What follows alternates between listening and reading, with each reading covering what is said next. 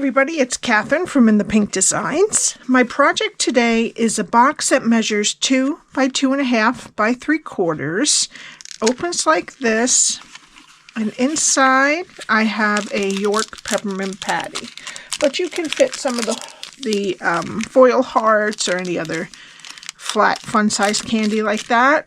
But it matched the Flirty Flamingo so nicely, so I figured I would do it. All right, I'm using the Choose Happy stamp set for the Happy Heart Day. I use the Stylish Shapes dies and the Unbounded Love dies. The Stylish Shapes dies for this circle and the Unbounded Love dies for the label behind it. I also used, to make the heart there, I used this heart from the Bee Builder punch, but you could use whatever heart you want. And I also used a 1 3/4 inch punch for the Flirty Flamingo punch in the background. I'll circle in the background. All right, so we need a piece. I used thick basic white cardstock that is 7 1/4 by 5 1/2. Now I'm using the Most Adored DSP. I know it's not available anymore, but I prefer this to the one that's available now. It doesn't have as cute prints on the back, but whatever paper you have is what you can use. Hopefully you bought some of this when it was on sale for $3. So, all right. So we need 2 that are 1 3/4 by 2 1/4, 2 that are 1/2 by 2 1/4, and 3 that are 1/2 by 1 3/4. And all of that will be on my blog. We need a circle. I got from the Stylish Shapes dies. It is just less than 1 3/4. I don't get it into 1/16 of inches if I can help it. So it's a little bit less than 1 3/4. And then this Flirty Flamingo circle is from our 1 3/4 inch punch. And as you can see, it just gives a tiny border to the 1 3/4, to the Stylish Shape die.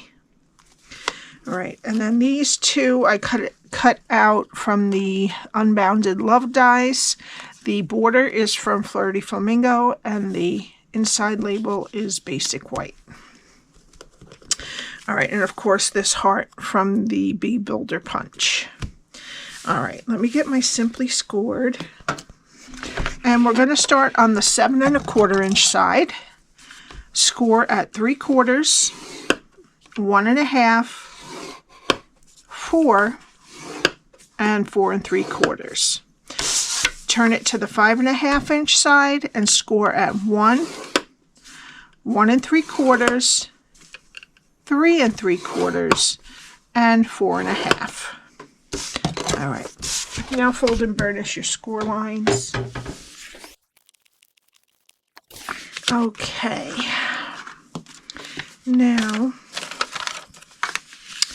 we're going to start it with the 2 3/4 inch strips over here, and there is a 1 inch strip on the top and a 1 inch strip at the bottom. All right, and this is what we're going to be doing. If you can see on the white, I think you can see a little bit, but I'll put cardstock under it when we're finished cutting and you can see it better. Okay, we're going to start over here. Go to the first score line, cut it to the second score line, and cut these 2 pieces off. Okay, go to the next score line, cut it to the second score line, take off the bottom rectangle, and wedge the square. You should be able to see it better now, what I did down there. All right. Now we're going to go to the next 2 score lines and cut them to the second score line. I'm going to take off the bottom rectangle and wedge the square.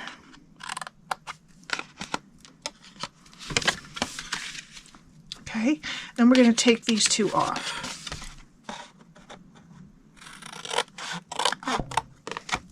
Okay, and that's our first side. All right, now flip it over to the other side, and we're going to go to the first score line, cut it to the second score line, and take these off.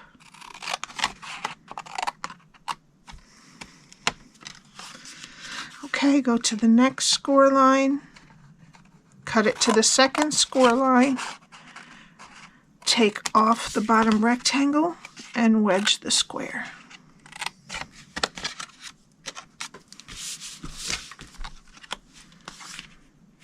Okay, go to the next two score lines and cut them to the second score line. Take off these outer two and this bottom one, and wedge both sides of the square. Alright, now I'm going to just take these two 1-inch pieces here, and I'm just going to wedge them a little bit on each side, just so that they don't get in the way and stick out when we close the box. Alright, and that's what your cardstock should look like when you're done. Let's start off with this like that.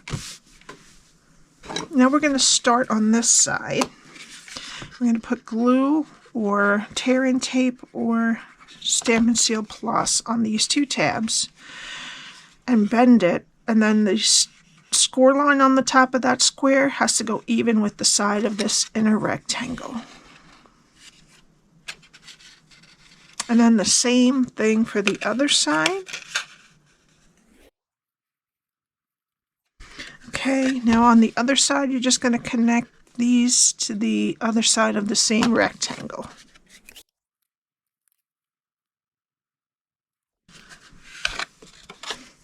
All right, and then you push in the side tabs, and that's your box. Okay, now we need our DSP. And we're going to put these two pieces, the biggest ones, on the front and back of our flap. You can put one on the bottom, but this one's always going to pretty much be on the ground here, so I'm not going to put one there.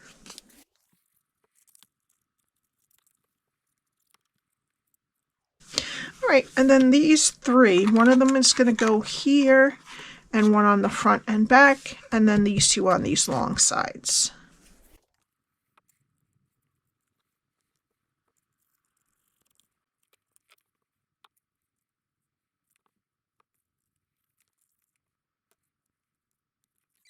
Now let's let that dry and we'll do our stamping. So we need just this, and I'm going to use a piece of scrap. We're going to be using one of our blenders and the Flirty Flamingo ink, and then I'm going to take that heart from the Bee Builder punch, and I'm going to use this Easy C tape. It's like a low tack tape, so you don't have to. I use it for the die, so you don't have to have residue on your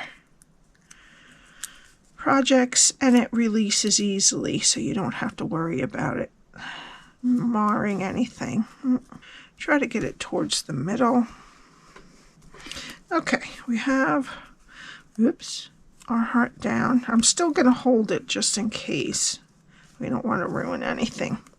All right, and then I'm just going to dip in and kind of get that really harsh part off on my scrap so it doesn't leave those big marks. Oh, we got one, but that's okay. It'll blend in again. And just go around until you're happy with the color.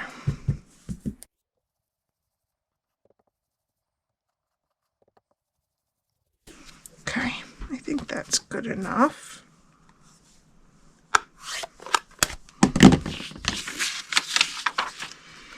And just peel that off. You have your blank heart in the middle.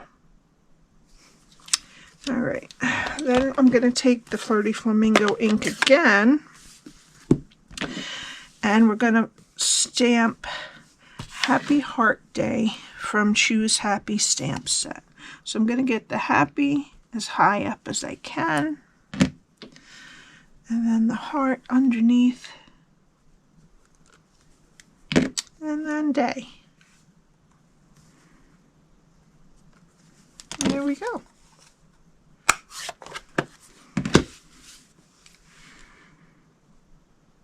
I love that. All right. Now I need some dimensionals.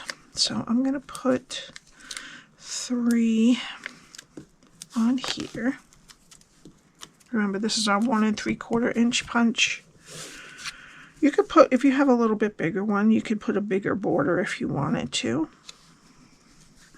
Okay, and then you're just going to see a tiny bit around it, just to lift it up a little bit. All right, now this is dry. We're going to put a 3/8 inch adhesive Velcro dot for the closure. If you don't want to put the bow up here, you could tie underneath all of this. I would put the label down and then tie it on the side and put a bow on either side and then put that down on top. But I'm going to use a Velcro dot. And I'm going to put it on the bottom just to make sure I get it in the right spot to grab. Make sure that everything's straight, and then okay, and then we have a nice closure on that. All right, now we're going to put this right in the middle with liquid glue. And I'm going to kind of put it right to the edge, so maybe a tiny bit squeezes out to help me with the border. I want to make sure that it's the same amount on the top and bottom, and the sides too, but the top and bottom is the most important, so we have room. Didn't really squeeze out. All right, so I'm just going to try to get a little bit on this. There we go. And just spread it so it's not thick.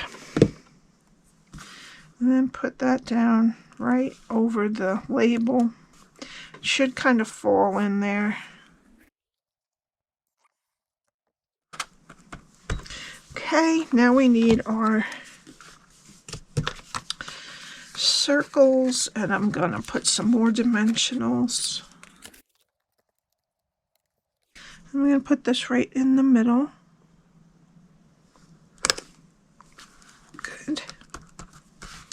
All right, and for the final touch, I'm going to use my last bit of the silver and white sheer ribbon and tie a small bow.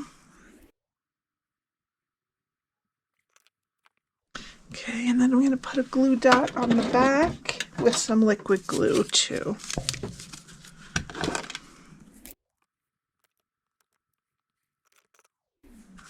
And then I'm going to put it right above the circle. And that's it. You could add some more gems to it, but I think this is perfect just how it is. Okay, I just wanted to tell you that they added some new things to the celebration, some new different things. And also there is a last chance. So if any of the stamp sets that are on there, they're while supplies last. All right, have a great day, and I'll see you next time. Bye.